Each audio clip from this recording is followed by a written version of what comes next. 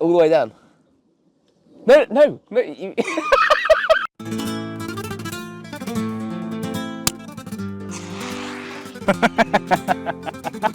It's nice with the mayonnaise. Precisely. You've actually got some mayonnaise on the corner of your mouth. like rowing with it. Dan, you don't know how to smell. Woo! So, with this... Alright, so for a starter we're having corn on the cob with coleslaw. Then we're going through to our pre-main, which is hot wings, classic. Then the pièce de résistance, the fillet tower burger. And we're finishing off with a Milky Bar sundae, which most certainly won't be a sundae by the time we're eating it. Let's go. Lovely, have a good day. Oh. So there we go, 30 quid's worth of KFC, way more than that in fine wine. Let's see what goes best.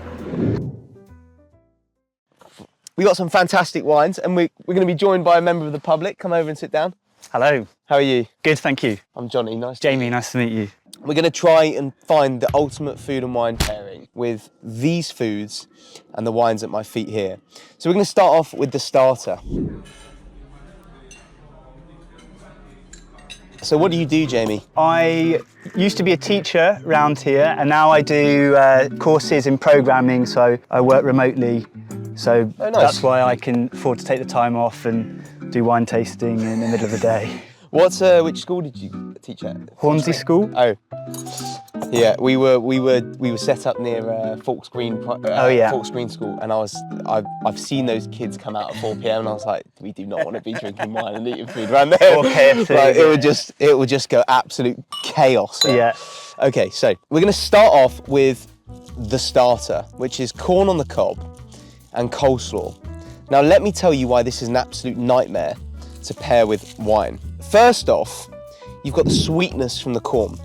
And sweetness is tough to pair with wine because it increases the perception of acidity in wine. So anything that you pair with sweet foods often either has to be very big to stand on its own, or it has to be sweet to complement the sweetness.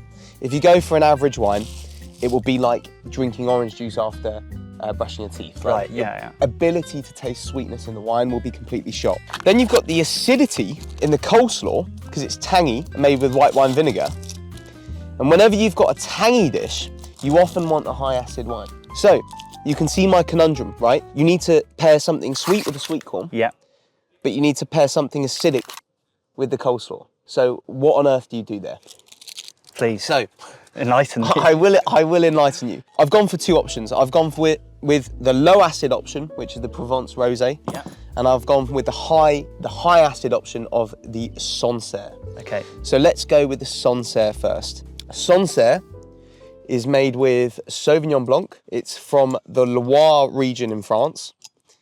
And it is known for being high acid, very mineral. The reason why I've chosen this is because it should pair very nicely with the creaminess and the acidity of the coleslaw. So to taste acid in wine, there's a little trick you can do. When you taste it and then hold your mouth down straight away, and you see that saliva just flying out my mouth, that is because the wine is acidic. Your mouth produces more saliva to run and fill the space, to dilute the acid. So swallow it, open your mouth. Can you feel the saliva immediately run out? Yeah. That's a high acid wine. Okay. So let's have a little dabble on a little bit of that. You got a fork there. Thank you. And a little bite. That sweet corn is horrible. I've never been a fan of the KFC sweet corn either. But with the tanginess and this coleslaw, that should be a pretty good match. Yeah. Okay, so my second option for today is Garous. Have you heard of this wine? Not heard of this one. Have you heard of the wine Whispering Angel? Neither. Okay, fun. So Whispering Angel is probably the nation's favourite premium rosé. So you've got like Blossom Hill, Barefoot, Echo Falls. They run about £6 a bottle. Whispering Angel is about £20 a bottle. This, from the same producer, is about £90 a bottle. For rosé, this is the most expensive rosé I know of. The reason why it gets so expensive is because they oak age the wine. So it's actually made very similarly to how you make premium red wine. So it's not sweet, but there is the perception of sweetness in there, which is why I think it will pair well with the sweet corn. And rosé and rosé and salad, normally a pretty good pair. So I'm gonna have a little butchers on these. This is very nice. It does seem a shame to have it with the sweet corn.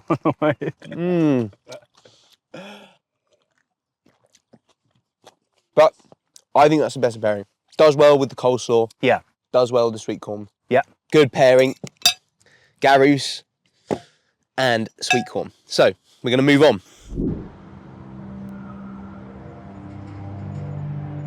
So the next pairing is hot wings. Let me tell you why spice is so difficult to pair with wine. So spice increases the perception of bitterness, alcohol, and acidity in wine. So those are the three things that you're normally looking to kind of mute, right, in terms of your palate's perception of these things. So if a wine tastes really high alcohol, really bitter, really sharp, you're not having a good time. Yeah. The kind of cultures that produce spicy food are often not the cultures that produce great wine, because wine and food evolve together. Yeah. I've gone for a couple of things here.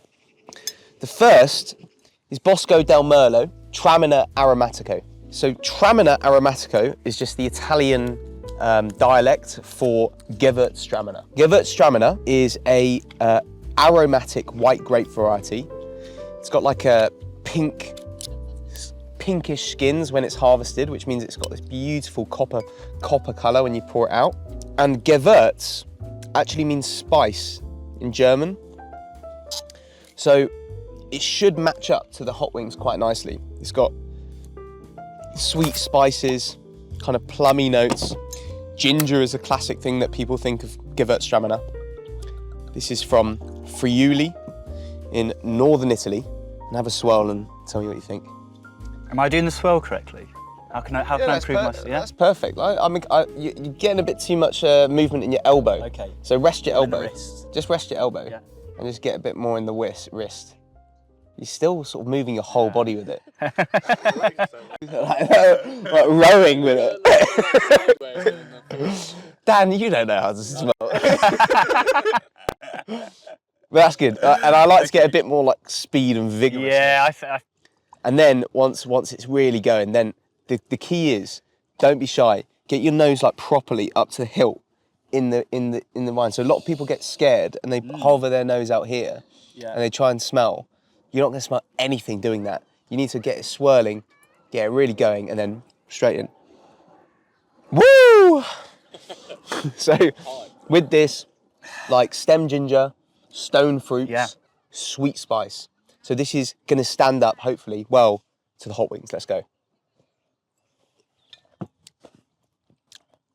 By the way, do you know how to eat wings? What's the technique? You can get it all in one, right?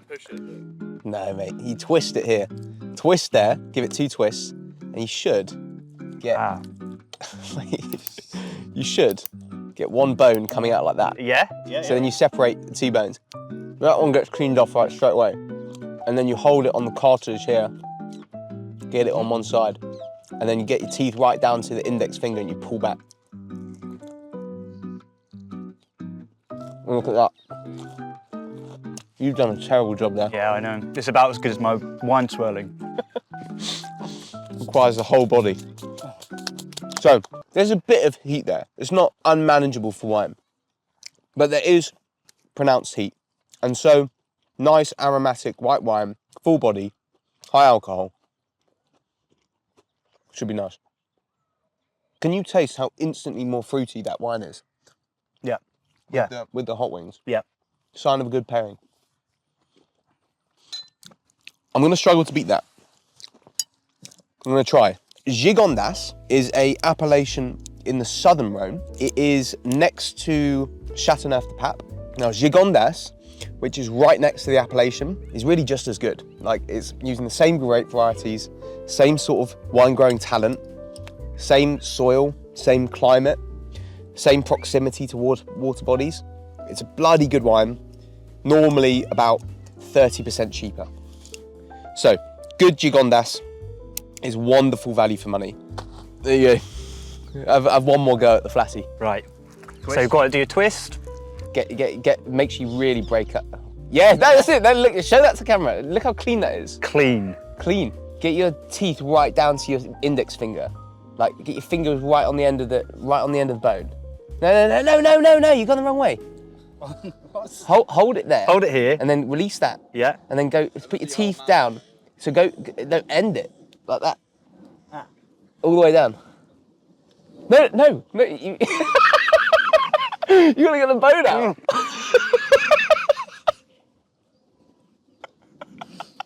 I don't make the bone disappear. You still got to navigate the. No, to be fair, this bone is tiny. You still got to navigate the bone. Yeah. Right. Okay. So get into the gigondas. So high alcohol, loads of black fruit, loads of sweet spice. This is like the blunt force. Yeah. The blunt tool force option. It's like, I want to taste the food. I want to taste the wine.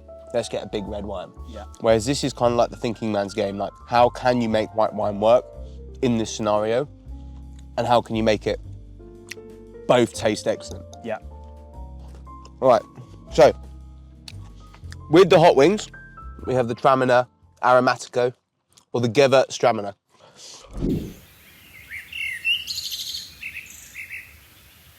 Okay, so fillet tower burger. So again, you're left with the question of, do I go do a congruent pairing or do I do a contrasting pairing? Do I try to fight what's going on in here or do I just try to complement it? So let me show you. To fight it, Puligny Montrachet. To contrast it, Hungarian Gruner Veltliner. Wow. So low acidity, buttery, oaky, high acidity, spicy. Let's go with the Puligny Montrachet first. Make sure there's no remaining gigondas in there because that will really fuck things up. Okay, this is a really special wine. This runs about £90 a bottle. Lots of oak on this wine. So in the Côte de Beaune, they really throw everything out the wine. Loads of new oak. When you get your nose really in there, I want you to think of like ripping open a croissant. The reason why I've chosen this is because I think it should make a luxurious pairing with the processed cheese, the fried chicken, and the hash brown. This is not to fight it, this is just going with the flow. Now, tomato relish is a bit of a red herring here. I don't know what to do with that from a pairing perspective, because once tomato is introduced, like tomatoes needs red wine. I actually didn't know there was tomato relish in the I didn't know there was tomato relish in the Zinger Tower burger. But it's nice with the mayonnaise. Precisely. You've actually got some mayonnaise on the corner of your mouth as well. Yeah, that's it. So I told you, right, that this is my greedy pairing. This is like the buttery, creamy pairing. And this is about, this is trying to fight it. Okay, so this is your spicy, acidic wine. This wine is a real special wine. It's only about £8 a bottle. It's a Gruner Veltliner. So Gruner Veltliner is a very popular grape variety. It's grown very widely in Austria. But interestingly, from Hungary, it's herbaceous, it's spicy. When you read the tasting notes for a Hungarian Gruner Veltliner, it sounds like the 7 herbs and spices from the kernel. It's like herby, it's lemony, it's spicy. And you start thinking like, this is what fried chicken is made for, right? So straight away, way more acidic. Right? Yeah. Way more acidic. Yeah, that's a lot more acidic. Here we're fighting the creaminess of the Zinger Tower burger. Let's take a bite.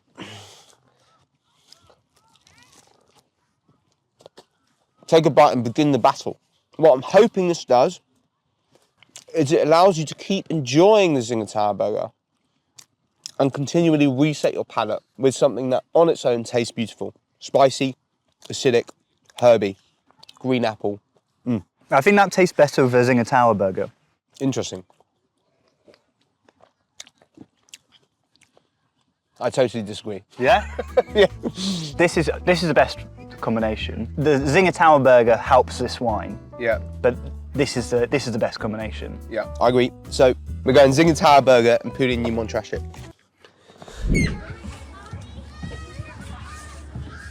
What sweetness does is, as I said with the sweet corn, it increases the perception of acidity in wine. So normally you want a sweet wine to go with that. Yeah. Right? Tawny port. What's your experience of port, Jamie? Maybe bringing a bottle when I've gone camping before. Yeah. I think probably pretty lowbrow stuff. Yeah. I don't think I've never had a tawny port before. Dan, Portsmouth Uni, what's your experience with port? Loads of port. Loads of rough knives. Loads of fucking stained teeth. Yeah. Some bad hangovers. Horrendous. It's just so sweet. It just destroys your head. Port is a very, very special drink. And it's kind of so much cheaper than it deserves to be. So let me tell you how port is made. It's made in the traditional way to crush the grapes. People spread out the grapes in a big concrete basin called a lagar, and then they start stamping on it with their feet. Then it's aged in oak for 10 years. So, think about that. Like, if a wine was aged in oak for 10 years, it would cost tons and tons of cash. Yeah. And port, I cannot figure out why it's so cheap and why it's so available. You can take tawny port to 40 years, 50 years, but then the price finally starts matching up to the quality that you're tasting there. So tawny, 40-year-old tawny port, that would be like 80 to 280 pound a bottle. When you swirl this and smell it, you'll immediately notice the smell of oxygen, which is burnt sugar kind of smell. So, a very sweet wine. This is 20% alcohol. But it's got a huge amount of residual sugar still left in the wine, and it should be a nice pairing with the white chocolate sundae. Please go ahead. God, it's hot there.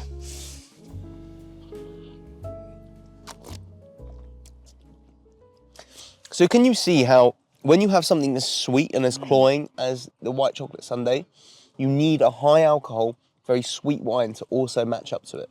Yeah. That was surprisingly better than I thought. If you had a Sancerre with that, it would be lost immediately and you would just be left with like a squeeze of lemon juice in your mouth. Yeah. If you have something like a tawny port, you can still taste the nuance and the depth of that drink. You can taste all the way down to those nutty caramel aromas in that wine. I'm going for it. There. So, the ultimate pairing with the KFC tasting menu, I hope you agree, is the Garoos with the sweet corn and coleslaw. And how much is that? Garoos is £90 a bottle. Uh-huh. Then we're going with the Traminer Aromatico with the hot wing. And here you're saving a bit of money because the Traminer Aromatico is only about £15 a bottle. Okay, so running total of 105. Nice. I'm glad we got a maths man on the table here. Maths teacher. So we got Pouligny Montrachet. This is going to mess up the budget at £90 a bottle. And this is going with the Zinger Tower menu. And then we're finishing up with what I think is a gorgeous pairing with the Graham Tawny Port with the white chocolate sundae. And the Graham's Tawny Port, again, outrageous value for money, about £20 a bottle. Okay, so if my maths is still correct after all this, it's $2.15? $2.15. So I think that's pretty reasonable. again, fairly unfair because you're spending about 20 quid on food and a couple of £100 on wine. But I hope you can see now that it's kind of like you're really elevating the experience of fast food with 100%, yeah. So Jamie, what do you think you've learned today? Nearly have learned how to swill a wine glass. Nearly. Give us a little go now. That's it, a little bit. Yeah, well, not. Maybe the fizz is not the right answer. Nearly learned how to eat a chicken wing. Yeah. But what I have learned is a lot about wine. I've learned a lot about like how acidity can complement different types of food or the sweetness. And I will definitely think a bit more about my pairing. Nice forward. one, Jamie. Yeah. All right, well, thank you so much. It's been a pleasure to have you on the table. My pleasure. And thank you so much for coming over. Yeah, thank you. Cheers. Thank you.